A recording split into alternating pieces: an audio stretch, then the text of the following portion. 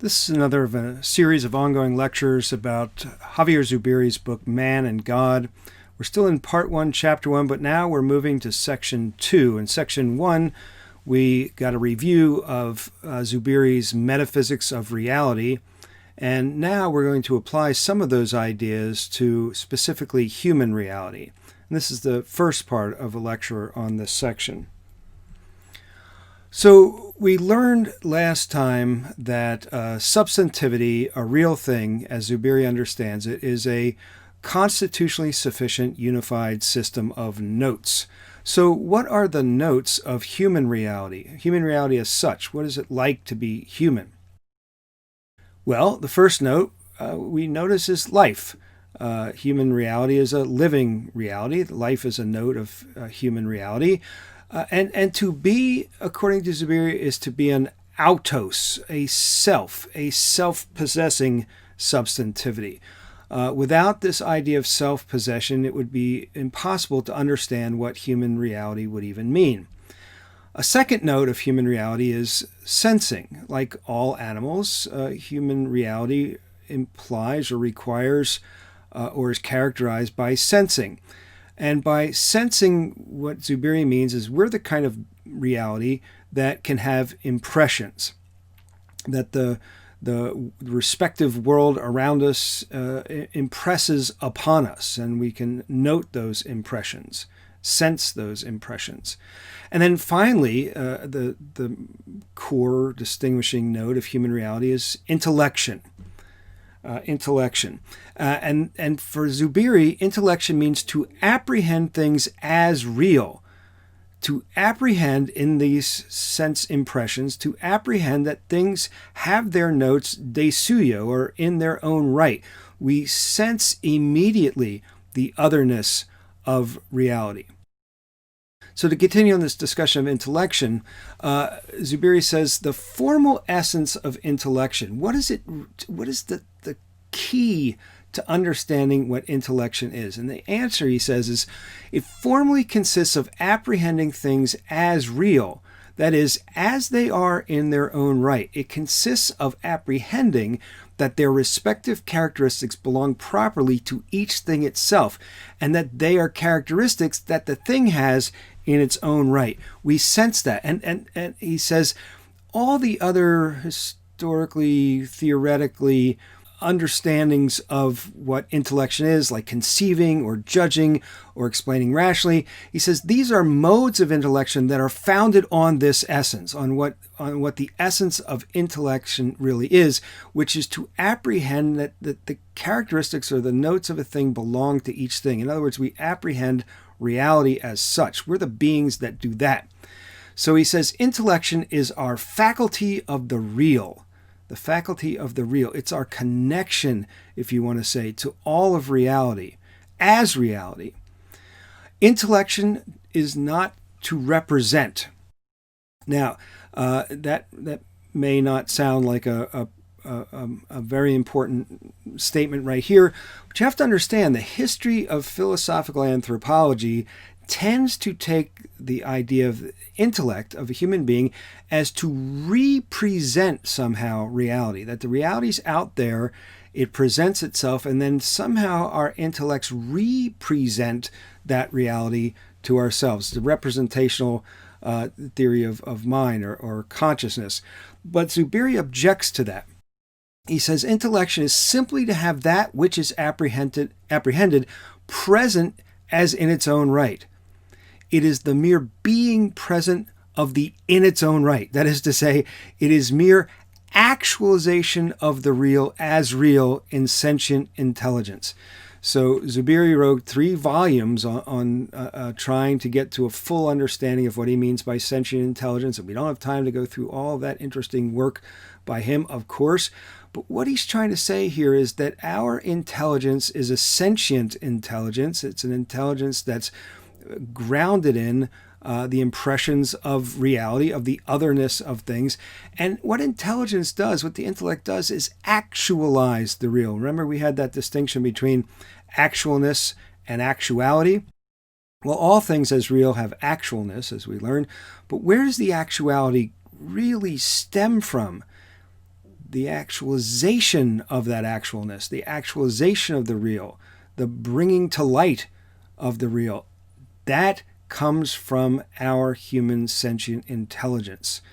Maybe a way to think of it, and I don't mean to oversimplify on Zubiri's behalf, but if there were not us, it wouldn't mean there would be no reality, but it would mean that reality would not come to light as such, that we're the beings that actualize or bring to light the realness of the real. Without us, that wouldn't happen. The sensing that Zubiri is talking about in this context means, to, as we said, to have impressions.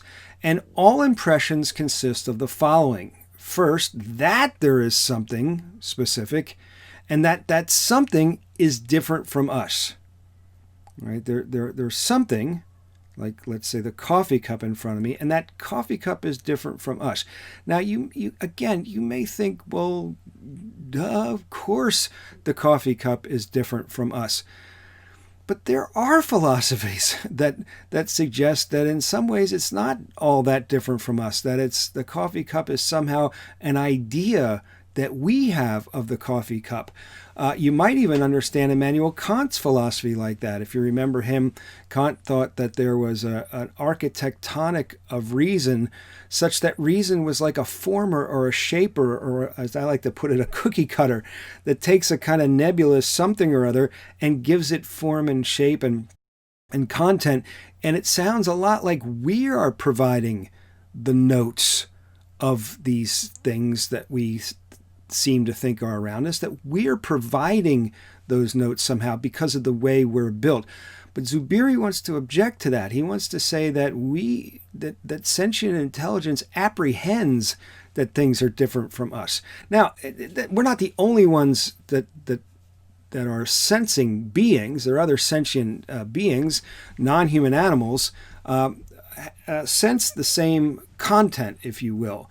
If you put a fireplace in front of a dog and a fireplace in front of a human being, they're both sensing the same content of that impression. The fireplace, that the dog wouldn't have the words for that or the concept of that, but it would be sensing the fireplace, and I'd be sensing the fireplace. But we sense the otherness of that fireplace in different ways. To elaborate on this, these impressions, Zubiri have two moments. One is of affecting the animal, whether that's a human animal or non-human animal, and pointing to something other than the animal. So the impression and the otherness.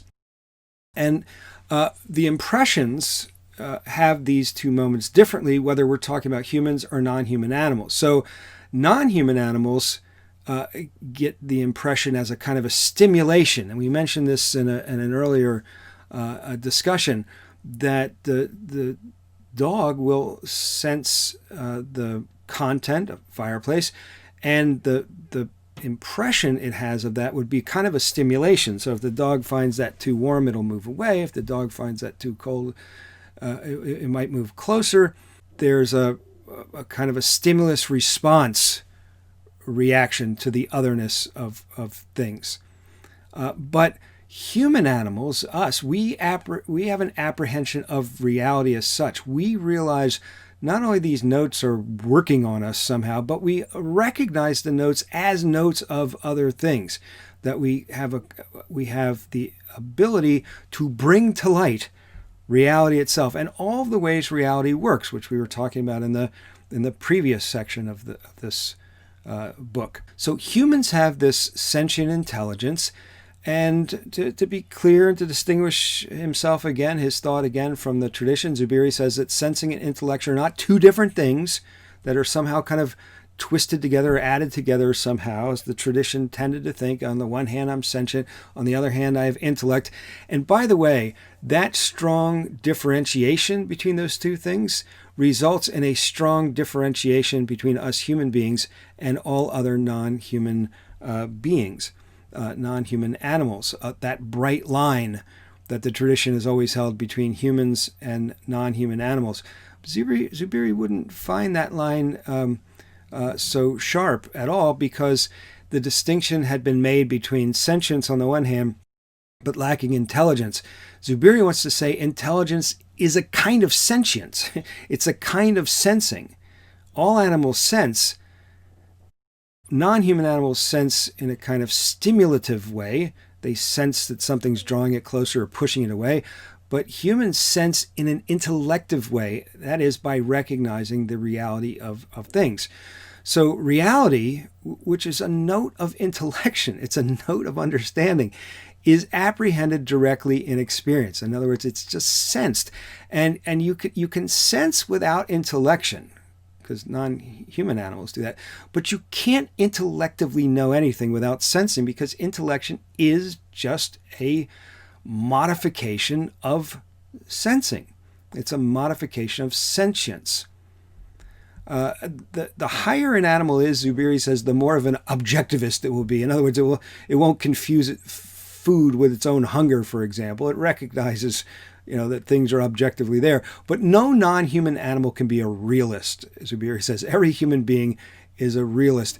And that's, again, kind of fighting words for some philosophers, because some philosophers take themselves to be idealists. They take themselves to be saying the only thing that's real are our ideas. Bishop Berkeley, for example, or perhaps Hegel, would be examples of idealist philosophers who would think that the real reality are ideas. Even Plato would be an idealist in that kind of sense. But Zubiri says that that's a philosophical theory that you may adopt for one reason or another, but empirically you have to recognize that humans sense reality that's other than them. It's not the world. Reality is not just a function of us. What's a function of us is the fact that we actualize reality. We bring it into light, so to speak. So these moments of living sensing and whether you want to call it intellective sensing or sentient intelligence constitutes our human reality. Now, we can make a comparison between what Zubiri is doing and what Aristotle's doing. In many ways, Aristotle's the philosopher that Zubiri is in dialogue with a lot, even though he doesn't really mention Aristotle's name all the time. But if you studied Aristotle at all, for instance, if you read the Nicomachean Ethics, you learn that Aristotle understood the soul not to be a ghostly something or other that rides around for a while in a body, and then when it's tired of it, it sloughs off the body and returns somewhere else. No, for Aristotle, soul meant functionality. Soul meant a suite of capacities, a suite of potential functionality. And he divided that suite, that set of functions into 2 or 3, depending on how you want to look at it, main types. He basically said we got some non-rational functions and we got some rational functions. And by non-rational, he didn't mean irrational. Some translations even write that. It just means that there are functions of a functioning human being that don't originate in thought. A well-functioning human being has a lot of functions going on that don't start with having to think something up. But on the other hand, there's the rational functions, which are all about thinking. Those are things that human beings can do that have to do with using our reason. Among the non-rational functions, there are 2 categories. One he calls vegetative or nutritive functions, which are those functions that just operate, like growth and cell regeneration, heartbeat, and all those kind of things. We share this kind of functionality, at least analogously, with plants. We grow, plants grow, non-human animals grow. We share that with a lot of other kinds of beings. He says we also have appetites and desires, and he calls them non-rational in the sense that, again, you don't have to think up the fact that you're hungry. You're just minding your own business, and all of a sudden you feel hungry, or you feel tired, or whatever, or thirsty. You have an appetite or desire that needs to be satisfied. Now, maybe plants don't really have appetites and desires, but certainly non-human animals can have these kind of appetites and desires. So neither of these non-rational functions really distinguish us from other kinds of beings, but they're super important. If your heartbeat starts to malfunction, that would be a problem. If you never felt hunger, you would probably have to be hospitalized in order to take care of you. They're very important that these functions function well. But to be a human being, it also includes the third category of rational functions. And Aristotle says we can, exercise our rational functions on two main categories of objects. We could think about changing things. We might call that the calculative use of our reason. And we could think about the unchanging things, what you might call the scientific use of our rational functions. So unchanging things, you might think, well, are there any? But, like the truths of mathematics and the truths of science, not our current state of knowledge, that's always changing, but we think the way the world is set, we're just trying to figure it out. And even the truths of metaphysics, and even a metaphysical view of human beings. What are we looking at here? Not a physical description of human beings, but a metaphysical description, a view that says what kind of a thing a human being is. Well, a human being is the kind of thing that has vegetative, appetitive, and rational functions, all of them. That's what human beings are. Plants just have the vegetative part. Non-human animals have the vegetative and appetitive parts. And humans, in addition to those two, have the rational functions. So that's just a reminder of how Aristotle looked at soul. He didn't look at it like Plato did. He didn't look at it like Descartes did, where the soul was some kind of invisible, immortal something or other. Soul is activity, functionality, functioning, energia, activity. So a good question is, like for Aristotle, what happens to your soul after you die? Well, when you die, you cease to function. So not your soul, there is no more soul, because soul is the activity. Soul is the functionality. And there's a whole big story about how that really works, and what, for instance, St. Thomas Aquinas, a great Christian Catholic theologian and philosopher, had to do to continue his adherence to Aristotle's philosophy, but still try to fit it in with his theology, the Christian theology of an immortal soul and how that all works. Well, there's a lot to talk about. We just wanted to give you the gist of what Aristotle thought about our functionality as human beings. Those are the three main things, and you can map those three sets of functionality onto what Zubiri is talking about, sort of. I'm willing to say sort of. What Zubiri calls a note of the human living, you could kind of map that onto Aristotle's vegetative and nutritive functionality. And what Zubiri calls sensing, you could kind of map that onto Aristotle's appetites and desires functionality. And what Zubiri is calling sentient intelligence, you can kind of map that on to Aristotle's idea of rationality. So if you're familiar with Aristotle, Zubiri is doing something kind of similar in trying to work out what it means to be a human reality. Now, he says the human reality is divided into two, what he calls partial subsystems or quasi-systems, two systems of notes that don't rise to the level of substantivity. They're identifiable, but they're not a substance, a substantivity like the human being is. The substantivity human is a unified system of notes. These partial or quasi-systems are identifiable, but they're not things. So, just like you're not made of a soul and a body like Plato or Descartes would say, somehow screwed together somehow, it'd be more like Aristotle in saying that you have a body and psyche, but they're not two different things. They're two aspects of you. For Zubiri, body is the chemico-physical subsystem. And he says the bodily subsystem have these notes, three of them. He likes threes. The body is the organic principle of you. It's this idea that each note, as all notes of substantivities has a precise functional position. It means each note is what it is with respect to all the other notes of you. We talked about that in an earlier discussion. So that's you're an organic whole. All the parts are in relation to the other parts.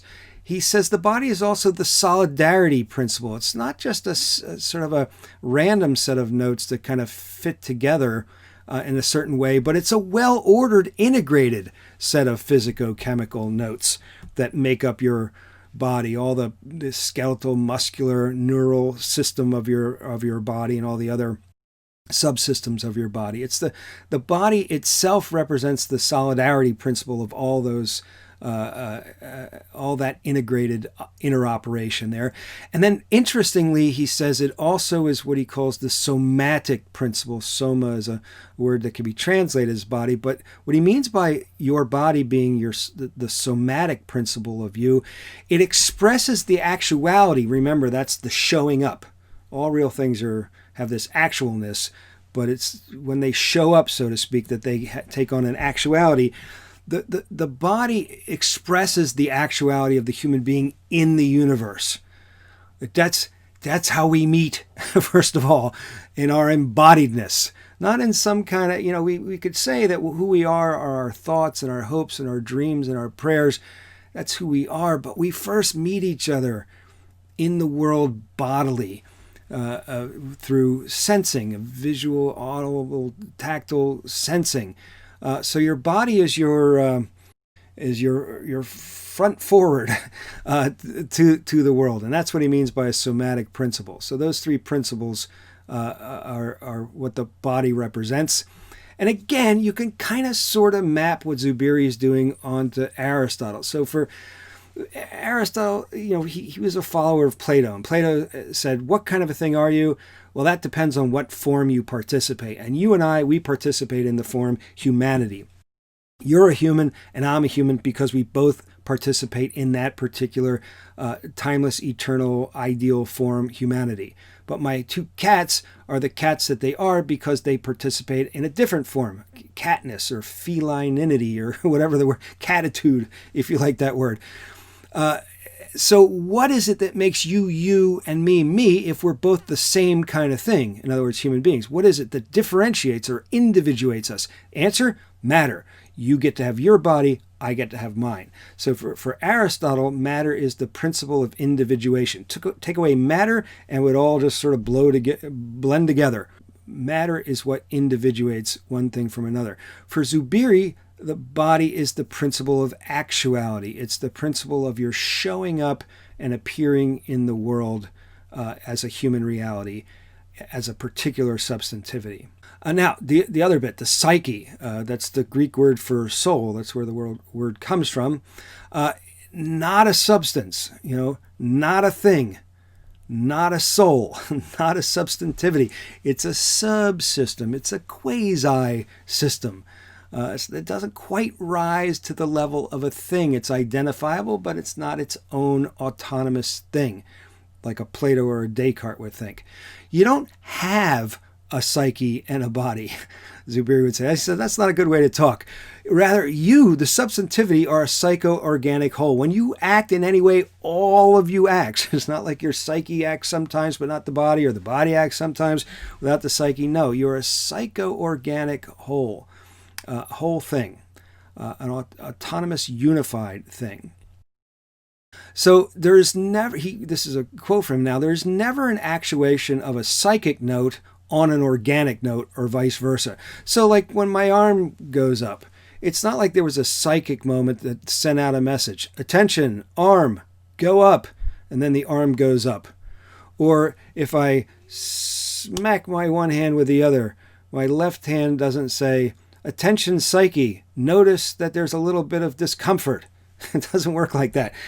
Zubiri is positioning himself against all dualists like Descartes and Plato that would say what a human being is two things, soul and body, and maybe in particular what a human being is just soul, an invisible, immaterial something or other that rides around in a limited material extended thing called a body for a duration of time. He says there's no way to really figure out how something like that would work, so he rejects the idea. How would an invisible psyche make a body move? If one body can make another body move, my hand can make the body of the coffee cup lift up. That's not hard to figure out how that might work. One thing bumps into another thing. But if the soul is this invisible, immaterial something, how could it possibly act on matter? He just thinks it's a bad philosophical idea. It's one that you really can't defend. And it disintegrates you. It disintegrates your understanding of yourself. and then there you find yourself in the midst of a maybe some kind of a turmoil between body and soul. And Zubiri wants to get rid of that false possibility. So kind of review this a little bit. The process of living and experiencing the difference between non-human animals and humans, it kind of works like this. The arrow indicates that the higher level is built upon the lower level. It's a modification of the lower level. So what you say about the non-human animal layer here horizontally, you are saying that about the human level as well. It's just at the human level, there's a modification or an enrichment or something. So when we get an impression sensitively, we sense an impression, there is a stimulation in a non-human animal, and it remains at that level as kind of stimulus and response. Whereas the human being, the impression is of the otherness as other, as reality, as being in its own right, and not just a function of my mind or my ideas or any of those things that a Cartesian philosophy would make you wonder about that. Each moment also, each of these experiences also has what he calls a tonic or a kind of a tone. So when I experience the impression, the animal will feel a kind of affection, and all Zubiri means by that is could be positive or negative. Like take the fireplace again. If the dog's cold, the affection is to move closer. If the dog is too warm, the affection would affect the dog in a different way. You would sort of notice too hot or too cold. And that, let me just jump over to the impulse moment. So that would result in the tendency. If the dog is affected as being too warm, the tendency, the response would be to move away. If the dog was still too cold, that the effect would lead to the tendency to move closer. Whereas for us humans, the tone of our experience of reality is expressed more in a feeling or a sentiment that has a more of a conscious awareness about it. And again, that depending on how that tone is, it leads to an impulse that's not a mere response, but it's about volition. It's about choice. It's about making a decision about how we will respond to our what we're feeling. But it's all very animal, if you want to say. It's just an enrichment of the same thing that's going on with cats and dogs. It's just at a more enriched level. All right, so all of that is going to take us to now where the rubber is really going to meet the road about, how now that we know as such what a human being is, what does it take to be the human being you are versus the human being that I am? That's the next section of the book, where Zubiri takes up this question about, what is the actuality of the human person in the world? So we'll take that up next, but for now, let's take a break.